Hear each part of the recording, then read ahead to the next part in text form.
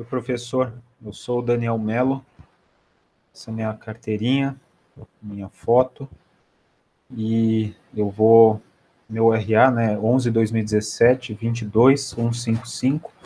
Eu vou apresentar minha resolução da prova.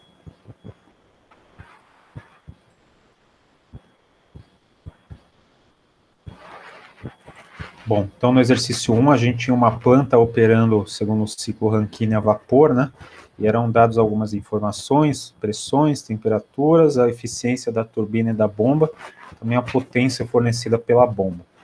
Então, no item A, era pedida a vazão de vapor na planta, né? Então, para começar essa análise, eu vou assumir as hipóteses de que a planta está operando em regime permanente, estou desprezando variações de energia cinética e potencial, e eu também estou considerando que não há troca de calor na turbina e na bomba.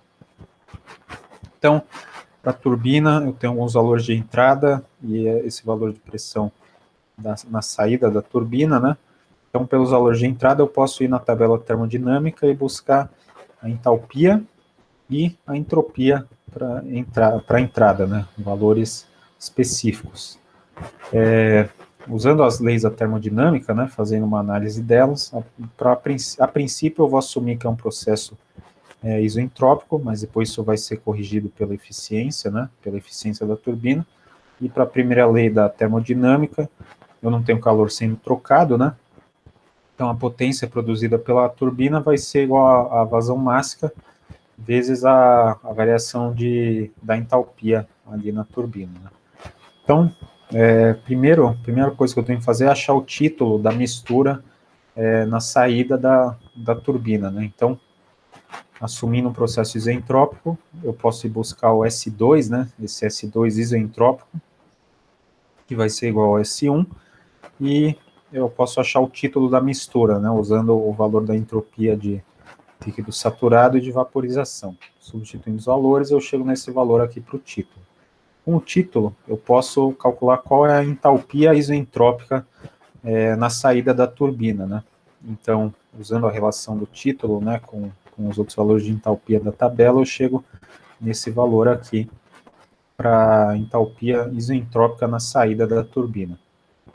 Bom, como era dada a potência, né, produzida, e eu preciso achar qual que é a vazão máxima da planta, eu posso achar essa vazão usando essa relação. Então, a potência real, né, produzida pela turbina vai ser igual à eficiência da turbina vezes a potência isentrópica aqui, né, que é produzida. Então, substituindo os valores e isolando para a vazão máxima, eu chego em 0,91 kg por segundo.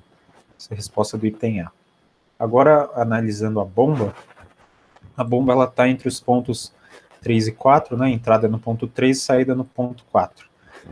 Então, no ponto 3 a gente tem a pressão, esse fluido entra ali como um líquido saturado, né, porque acabou de passar pelo condensador, e na saída eu tenho essa alta pressão aqui.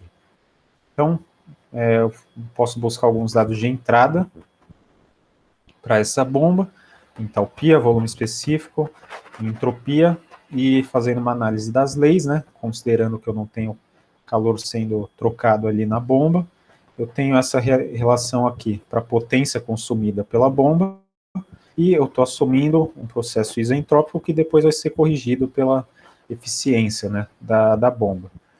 Então, a partir das leis da termodinâmica, né, eu sei que a potência real consumida pela bomba vai ser igual à potência isentrópica, né, dividida pelo rendimento dela. Então, substituindo os valores que eu já tinha encontrado, eu chego nesse valor aqui de potência consumida pela bomba, um valor negativo, justamente porque essa potência foi consumida. Certo. Agora, com esse valor aqui, né, da potência consumida, eu posso descobrir qual é a entalpia real de saída da bomba, não a isentrópica, né? E aqui, eu esqueci de mencionar, mas eu usei essa relação aqui do volume específico vezes a variação das pressões para conseguir achar qual era a potência da bomba, né? Eu posso usar isso porque é um processo isentrópico. Então, voltando aqui, né, eu consegui descobrir o valor da entalpia de saída da bomba, usando essa relação, né, aqui ainda a primeira lei, eu chego nesse valor aqui para a entalpia real de saída na bomba. Agora, olhando a caldeira, e fazendo uma análise da primeira lei para a caldeira, eu sei que a taxa de calor fornecida para a caldeira vai ser igual à vazão máxima vezes a variação na entalpia, né? Então, a entalpia de saída da bomba é a entalpia 1, a entalpia de entrada é o valor real da entalpia no ponto 4. Como eu já tinha calculado aqui em cima, né? Então, eu só substituir os valores que eu já tinha e eu acho o valor da taxa de calor fornecido para a caldeira. Por fim, no item B, a eficiência, né, da planta, ela vai ser dada pela potência líquida da planta dividido pela taxa de calor que eu estou fornecendo ali para a caldeira. Essa potência líquida é a soma do trabalho da turbina e da bomba, né? Como a bomba consome potência, então isso aqui é uma taxa negativa. Então, substituindo os valores, eu chego em 0,34 ou 34% de eficiência para essa planta. No item C, era pedido a geração de entropia na bomba, né? Então, como eu já tinha a entalpia real ali na saída, eu posso primeiro ir pegar o valor da entropia específica para a saída da bomba, né? E para isso eu vou utilizar a tabela termodinâmica e eu vou interpolar ela para uma água no estado de líquido comprimido, né? Para esse valor, sabendo que a gente tem esse valor de entalpia e sabendo também que a pressão máxima, né? Então a pressão no ponto 4 aqui é de 10 megapascal. Então, interpolando a tabela, eu chego nesse valor aqui para a entropia na saída da bomba. Como ela é adiabática, então, partindo da relação para geração, né, de entropia, então eu vou ter que esse termo vai para zero e a entropia gerada vai ser igual à variação de entropia, que é igual a entropia de saída menos a de entrada. Então, substituindo os valores que eu já tinha, eu chego nesse valor aqui de entropia específica. Se eu multiplico isso pela vazão máxima, essa vai ser a minha geração de entropia para a bomba, né? Então, 7,92 vezes 10 a menos 3 kW, porque eu estou numa taxa, né? Eu multipliquei pela vazão máxima por Kelvin. Então, essa é a resolução do exercício 1. Agora, no exercício 2, a gente tinha esse tanque dividido em 3 compartimentos, 2 deles tinham gás hidrogênio, né? E, ao final, essas membranas vão se romper e vai acontecer uma mistura aqui. Então, para a temperatura final, né, do tanque, do gás ali no tanque, eu vou primeiro assumir algumas hipóteses para esse exercício, né? Então, eu estou assumindo um modelo de gás ideal, que não há trabalho ou troca de calor sendo realizada entre o tanque e o ambiente, que é um tanque rígido e isolado. Então, uma análise da primeira lei da termodinâmica para o tanque, né? Calor menos trabalho, tudo isso é zero, tem que ser igual à variação da energia interna ali no tanque. Então, a variação da energia interna é a massa final vezes a energia interna final, menos as massas iniciais vezes as energias iniciais, né, de cada compartimento. E a massa final vai ser dada pela soma das massas nos 2 compartimentos que estavam ocupados. Então, a primeira coisa que eu tenho que fazer é achar a massa do compartimento B. Eu vou usar o PVMRT, né, que é o modelo de gás ideal, e substituindo os valores que já eram dados, eu consigo chegar na massa do compartimento B e também no volume específico para ele, que vai ser útil depois.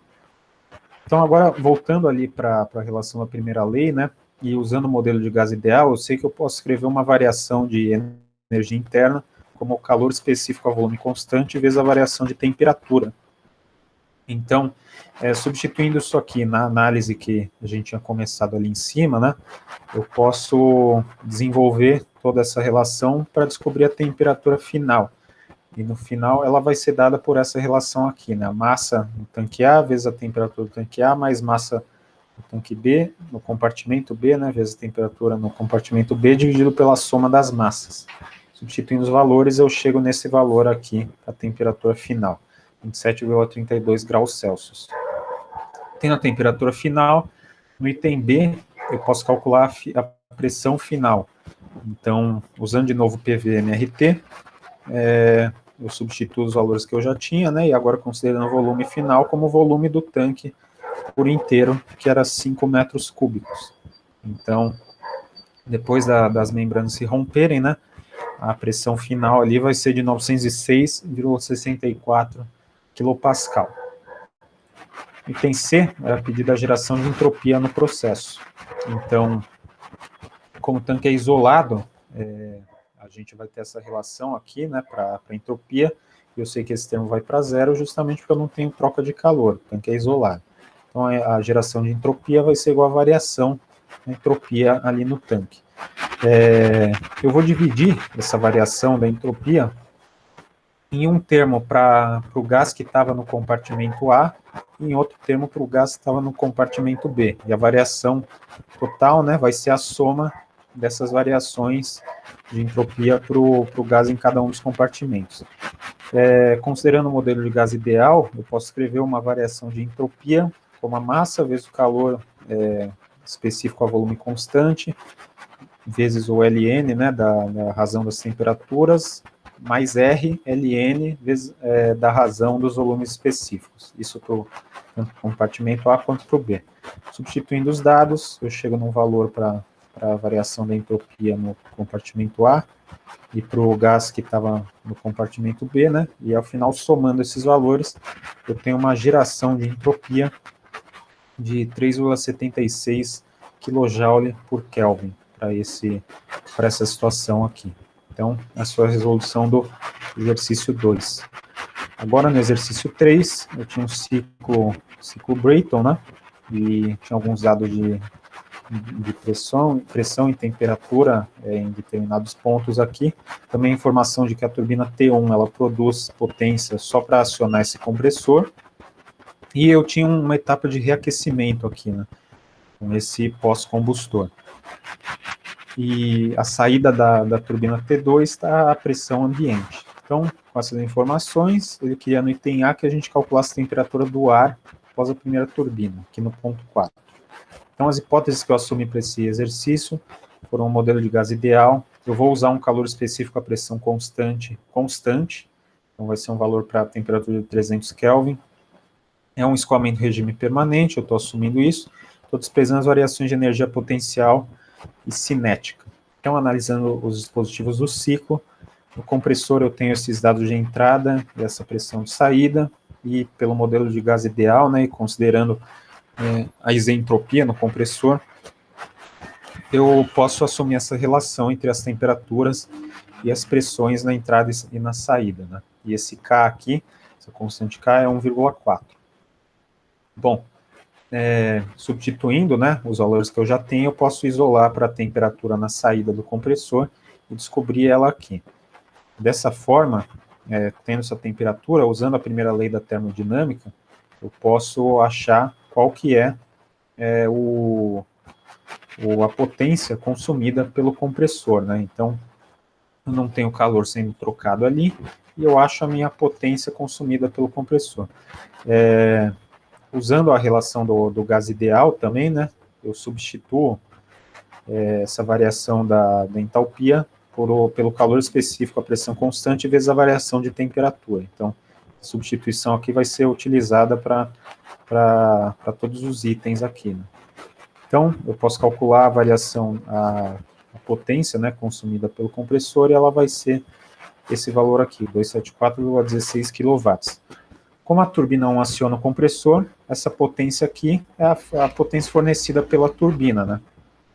Então, fazendo uma análise da primeira lei para a turbina e usando aquela mesma substituição, eu posso chegar nessa relação aqui, né? A turbina está entre os pontos 3 e 4 do ciclo, e tendo o valor da potência gerada, eu posso isolar para a temperatura e descobrir qual a temperatura no ponto 4 ali, que era o que era pedido no item A.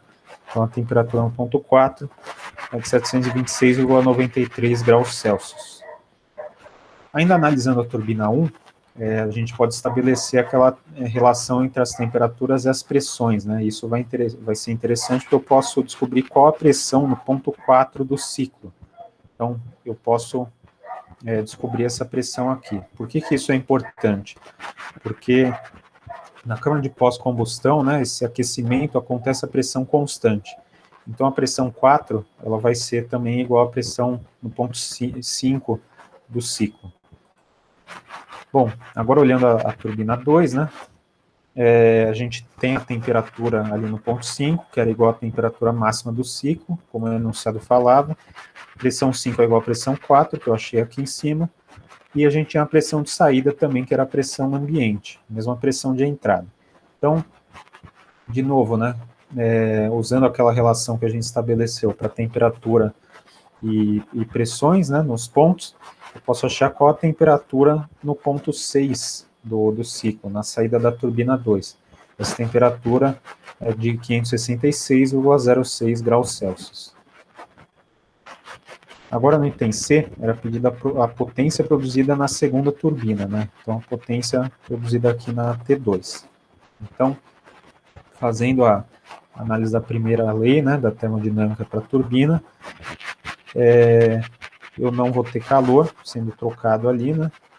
E então a minha potência produzida vai ser igual a massa vezes a variação da entalpia ali na turbina 2. Só que, de novo, eu vou usar aquela relação, como é o modelo de gás ideal, né, do Cp vezes a variação das temperaturas. Então, como eu já tinha achado as temperaturas, né, tanto no ponto 5 quanto no 6, é só substituir os dados e achar a potência produzida pela turbina 2 aqui. Então, deu 435,62 kW.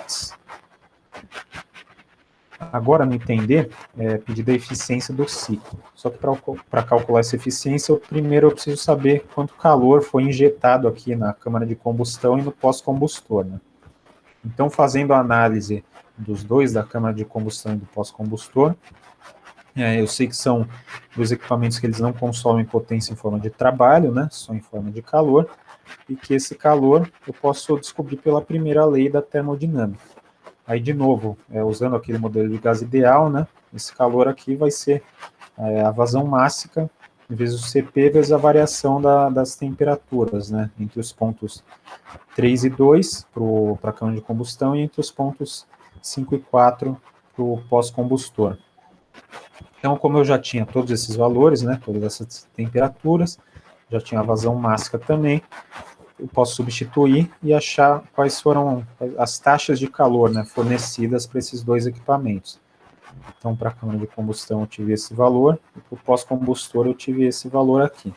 E, por fim, a eficiência do ciclo, ela vai ser dada pela potência produzida pela turbina 2, já que a potência produzida pela turbina 1 ela é consumida, né, totalmente pelo combustor, então esses termos aqui se anulam, dividido pelo calor que eu tive que injetar, né? Então, é o calor injetado na câmara de combustão e no pós-combustor.